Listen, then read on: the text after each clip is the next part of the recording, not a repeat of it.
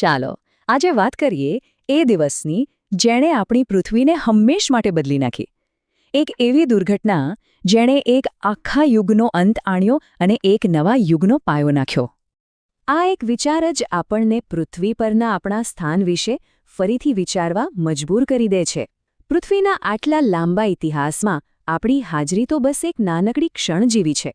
આપણા આવતા પહેલાં અહીં એક સાવ અલગ જ દુનિયા હતી. 15 કરોડ વર્ષ. જરા વિચારો, આટલો લાંબો સમય. આ સમયગાળો એટલે ક્રિટીશિયસ યુગ. એ એક એવી દુનિયા હતી જ્યાં પૃથ્વીના ખંડો પણ આજના જેવા નહોતા, અને તેના પર શાસન કરનારા જીવો, એમની તો વાત જ શું કરવી. તો ચાલો આ પહેલા ભાગમાં આપણે એ જ મહાકાય જીવોની દુનિયામાં જઈએ. એક એવી દુનિયા જે આપણા આવ્યાના કરોડો વર્ષો પહેલાં અહીં ધબકતી હતી. એ સમયને એક વિશાળ હૃદયના ધબકારા જેવો કહેવો એકદમ બરાબર છે. કોઈ પ્રદૂષણ નહીં, કોઈ ફેક્ટરીનો ઘોંઘાટ નહીં, બસ શુદ્ધ અને શક્તિશાળી પ્રકૃતિ, જ્યાં જીવન એની ચરમસીમાએ હતું. તે સમયની હવામાં એટલો બધો ઓક્સિજન હતો કે જંતુઓ પણ આજના પક્ષીઓ જેવડા મોટા હતા. ચારે બાજુ સમુદ્રની જેમ ફેલાયેલા જંગલો.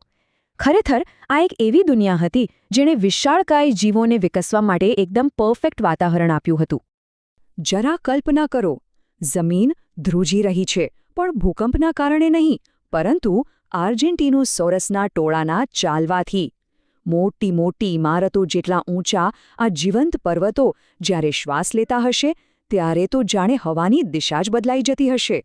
જમીન પર ટ્રાઇસેરાટોપ્સ પોતાના બખ્તરબંધ શરીર સાથે ફરતા હતા, જાણે કે કોઈ જીવતી જાગતી ટેન્ક હોય. આ શક્તિશાળી શાકાહારી જીવો તે સમયના સૌથી મજબૂત પ્રાણીઓમાંના એક હતા, એમાં કોઈ શંકા નથી. અને પછી આવે છે આ દુનિયાનો રાજા ટી-રેક્સ, જાણે કે ચાલતી ગાજવીજ. એની એક ગર્જના માઇલો દૂર સુધી સંભળાતી. પણ એ માત્ર એક રાક્ષસ નહોતો, એ પણ એક પ્રાણી હતો જે પોતાના બચ્ચાઓની સંભાળ રાખતો હતો. અને આ બધા વિરાટ જીવોની વચ્ચે આપણા પૂર્વજો પણ હતા. નાના નાના સસ્તન પ્રાણીઓ. તેઓ સતત ડરીને જીવતા હતા, ઝાડની બખોલમાં છુપાઈને રહેતા, અને કદાચ એવું જ વિચારતા હશે કે આ દુનિયા હંમેશા આવી જ રહેશે.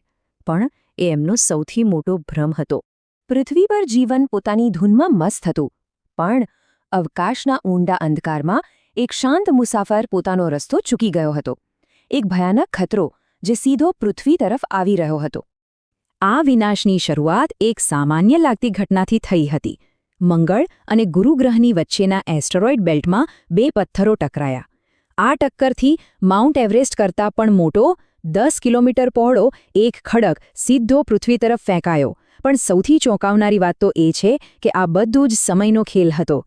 જો એ માત્ર 5 મિનિટ મોડો આવ્યો હોત ને, તો આખો ઇતિહાસ કંઈક અલગ જ હોત. પૃથ્વી પરના જીવોએ આકાશ તરફ જોયું હશે. તેમને એક નવો તારો દેખાયો હશે, જે ધીમે ધીમે મોટો અને વધુને વધુ તેજસ્વી થઈ રહ્યો હતો. તેમને ક્યાં ખબર હતી કે તેઓ પોતાના અંતને જ જોઈ રહ્યા હતા? અને પછી એક ક્ષણ આવી, ટક્કરનો દિવસ. એ દિવસ જ્યારે આખી દુનિયા આગની જ્વાળાઓમાં લપેટાઈ ગઈ અને કરોડો વર્ષોનો ઇતિહાસ હંમેશ માટે બદલાઈ ગયો. આ આંકડો આપણી કલ્પના બહારનો છે. 10 અબજ. મતલબ કે હિરોશિમા પર ફેંકાયેલા અણુબોમ્બ કરતાં 10 અબજ ગણી વધારે ઊર્જા માત્ર એક જ ક્ષણમાં. જ્યારે એ એસ્ટ્રોઇડ મેક્સિકોના યુકાટન દ્વીપકલ્પ પર ટકરાયો ત્યારે એક જ સેકન્ડમાં બધું જ વરાળ બની ગયું. આ ટક્કરથી એક મેગા સુનામી આવી. એની લહેરો 1 કિલોમીટર ઊંચી હતી, એટલે કે બુર્જ ખલીફા કરતાં પણ ઊંચી. પાણીની આ વિશાળ દિવાલે દરિયા કિનારા પર જે કંઈ આવ્યું તે બધાનો સફાયો કરી નાખ્યો.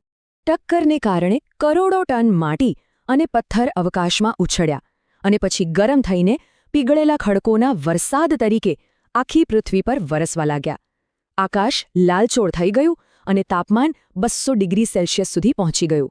આપણી પૃથ્વી એક વિશાળ ભઠ્ઠી બની ગઈ. અને સૌથી ભયાનક હકીકત તો એ હતી કે આ વિનાશ બહુ જ ઝડપી હતો. માત્ર એક જ દિવસમાં ટી-રેક્સ, ટ્રાઇસેરાટોપ્સ, પૃથ્વી પરના બધા જ મોટા જીવો ખતમ થઈ ગયા. 15 કરોડ વર્ષનું શાસન માત્ર 24 કલાકમાં રાખમાં ફેરવાઈ ગયું. જે કોઈ પણ આ આગથી બચી ગયું તેમના માટે ખરી સજા તો હવે શરૂ થવાની હતી. આ ઘટનાએ પૃથ્વીના ઇતિહાસમાં એક પાતળી રેખા છોડી છે જેને કેપી બાઉન્ડ્રી કહેવાય છે, જે એક યુગનો અંત અને બીજા યુગની શરૂઆત દર્શાવે છે. આગ તો બુઝાઈ ગઈ, પણ ધૂળ અને રાખના વાદળોએ સૂર્યને પૂરી રીતે ઢાંકી દીધો. દિવસો જાણે રાતમાં ફેરવાઈ ગયા. સૂર્યપ્રકાશ વગર છોડ મરવા લાગ્યા, છોડ વગર શાકાહારીઓ ભૂખે મર્યા, અને શાકાહારીઓ વગર માંસાહારીઓ. આખી ફૂડ ચેન તૂટી પડી. અને પરિણામ ખૂબ જ ભયાનક. પૃથ્વી પરની 75% પ્રજાતિઓ, એટલે કે દર 4માંથી 3, હંમેશા માટે લુપ્ત થઈ ગઈ. જે ગ્રહ જીવનથી ધબકતો હતો તે હવે એક ઠંડી, શાંત કબરમાં ફેરવાઈ ગયો હતો. પણ કહેવાય છે ને કે જીવન હંમેશા રસ્તો શોધી લે છે. તો ચાલો હવે જોઈએ કે આ મહાવિનાશે કેવી રીતે એક નવા પ્રકારના જીવનના ઉદય માટે માર્ગ બનાવ્યો. તો સવાલ એ થાય કે ડાયનાસોર કેમ મરી ગયા અને આપણા પૂર્વજો કેમ બચી ગયા? જવાબ બહુ સરળ છે. ડાયનાસોર મોટા હતા, તેમને વધુ ખોરાકની જરૂર પડતી અને તેઓ ખુલ્લી સપાટી પર રહેતા હતા. જ્યારે આપણા પૂર્વજો નાના હતા, તેમને ઓછો ખોરાક જોઈતો અને તેઓ આગ અને ઠંડીથી બચવા માટે જમીનની નીચે દરમાં રહેતા હતા. તેમનો ડર જ તેમની સૌથી મોટી તાકાત બન્યો. અને આ જ કદાચ આખી વાતનો સૌથી મોટો વિરોધાભાસ છે. જો એ એસ્ટેરોઇડ પૃથ્વી સાથે ન ટકરાયો હોત, તો આજે પણ કદાચ ડાયનાસોરનું જ શાસન હોત અને મનુષ્યો ક્યારેય વિકસ્યા જ ન હોત. એટલે કે આપણું અસ્તિત્વ તેમના વિનાશ પર જ ટકેલું છે. તો એ વિનાશ ખરેખર દુનિયાનો અંત નહોતો. એણે તો દુનિયાને આપણા માટે ફરીથી બનાવી. એ વિનાશ આપણા માટે એક સર્જન હતું. એટલે જ્યારે પણ આપણે આકાશ તરફ જોઈએ ત્યારે એ યાદ રાખવું જરૂરી છે કે આપણે આ ગ્રહના માલિક નથી. આપણે તો ફક્ત નસીબદાર છીએ કે બચી ગયા.